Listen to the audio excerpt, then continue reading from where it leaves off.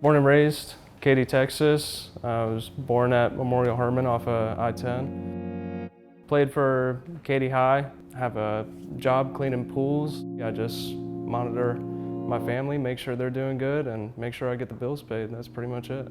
Really kind of calm around Katy. There's not a lot of crime. Everybody just sticks to doing their own thing and, making sure all their families are good.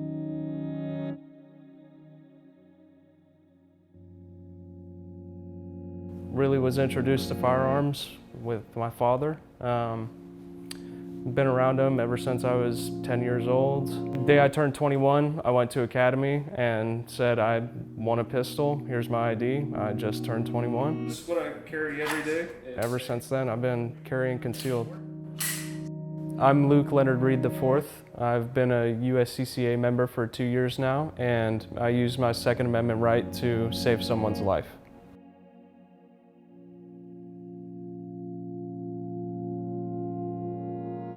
I believe it was a Saturday, so I wasn't at work, but I wanted to grab a sweet treat, so I went to Whataburger, and I love getting the vanilla milkshake and getting 2 of their brownies, chopping it up and put it in the milkshake. And as soon as I got my order, I wrapped around the back of the Whataburger, and there's a Chase and a Shell station off of Bellwait and Westheimer, and I just noticed this completely dark clothing figure wrap around the back of a truck that was in the Chase drive-through ATM. And I just thought to myself that was kind of weird. So I went ahead and wrapped around the front of the bank, and coming the opposite way through the drive-through ATM, I noticed the gentleman in the dark clothes was beating with a pistol the dude that was getting money out of the ATM. He was genuinely beating this man with the magazine part. He was a bald gentleman. He had welts and hematomas, like swelling and bleeding almost immediately.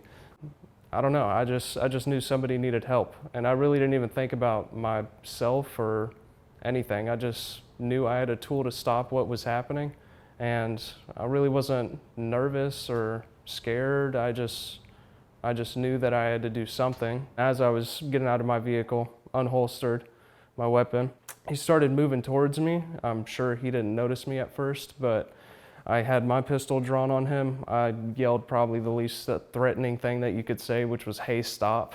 And he went ahead and pivoted and started to gesture his firearm towards me, and that's when I broke off approximately 5 shots and hit him twice in the right leg, and he kind of tumbled. Was telling him to drop the gun as I was closing the distance between me and him. A crowd was starting to gather around me.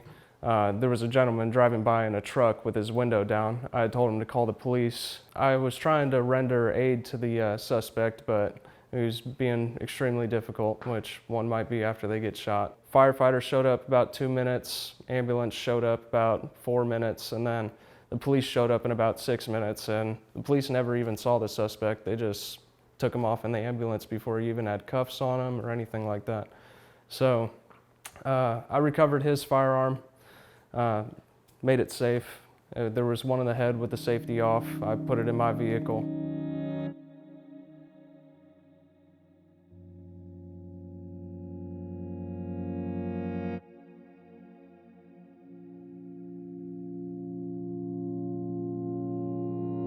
The police showed up. I was detained for about 5, almost 6 hours. Detectives came and talked to me, and in terms of legal representation, I had no legal representation. I was honestly just representing myself. No, I really thought I was just going to jail for shooting somebody.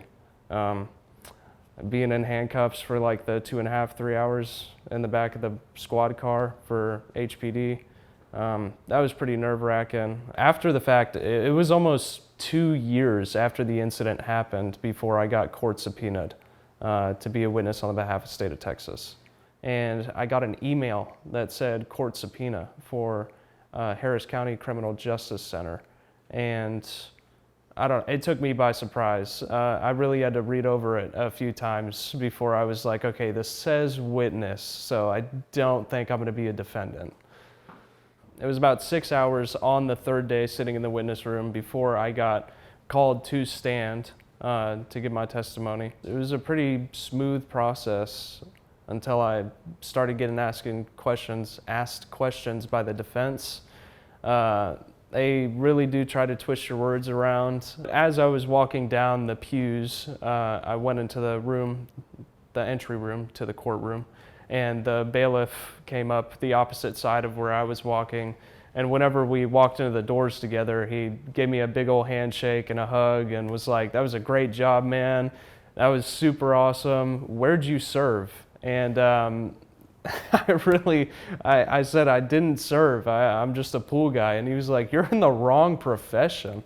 And then he said, "Hold on, I'm going to get my boss." And Miss Williams, which is a head sheriff for HPD, she came out and was like, that's amazing what you just did in there. You have better composure than most of my officers. And I'm really just curious, where'd you serve?" And I was like, honest to God, I'm just a pool guy. You never know when something like this is going to happen. I thought I was getting a couple brownies to throw in my milkshake, and I ended up having to stop a heinous crime. Should have signed up sooner, but I think it was about 4 months after the incident happened, and I haven't gone back since. I know that any day I could genuinely need self-defense insurance, and that this could have gone a million other ways in negative directions, but thank God it didn't.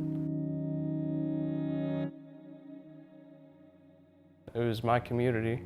And I want to be able to protect the people in my community like I would like others to do for me if I was ever put in that position.